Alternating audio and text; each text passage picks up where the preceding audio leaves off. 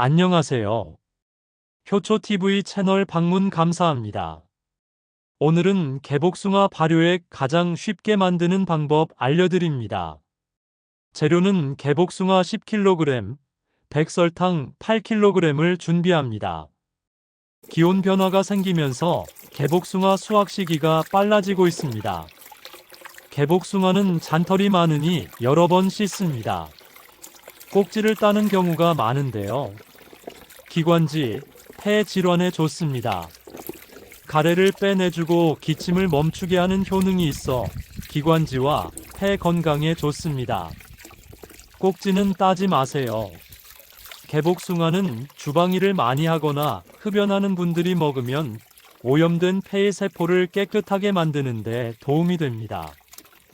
꼭지째 깨끗하게 씻어서 물기를 어느 정도 제거합니다. 수분 제거한다고 햇빛에 말리는 분들이 있는데요. 발효할 때 좋지 않으니 50% 정도 수분이 빠지면 담습니다. 발효통은 씻어서 햇빛에서 말려 소독합니다. 통에 개복숭아 씻은 것을 모두 넣습니다. 통에 70%만 넣습니다. 설탕을 모두 부어주고요. 개복숭아 청 발효액, 효소를 만들 때 곰팡이 피는 것을 막기 위해 위쪽에 설탕을 평평하게 10cm 정도를 쌓아 놓는 경우가 대부분인데요. 틀렸습니다. 이제부터는 삼각형 모양으로 설탕을 쌓아 놓으세요. 발효통 입구는 비닐로 덮고 고무줄로 묶어서 가스 빠지도록 작은 바늘구멍 1개만 뚫어 놓습니다. 100일 발효합니다.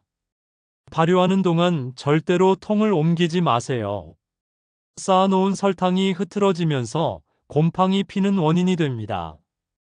통 바닥에 설탕이 남아있어도 젓지 마시고요. 발효가 안 되어 당도 줄어들지 않습니다. 발효균이 필요한 양만큼만 설탕을 가져다 쓰고 남겨둡니다. 절대로 곰팡이 피지 않습니다. 100일째에 걸러서 개복숭아 발효액만 9개월을 발효합니다. 통 입구는 비닐로 덮고 묶어 바늘구멍 1개만 뚫어 뚜껑을 올려놓습니다. 달지 않으면서 효과가 좋은 발효액이 만들어집니다. 먹는 법은 조금 진하게 물과 발효액을 3:1로 혼합해서 하루에 1번 드세요.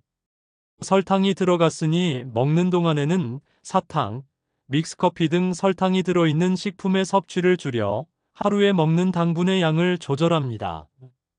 그럼 개복숭아 발효액 잘 만들어 드세요. 구독, 좋아요, 알람 눌러주시고요. 시청 감사합니다.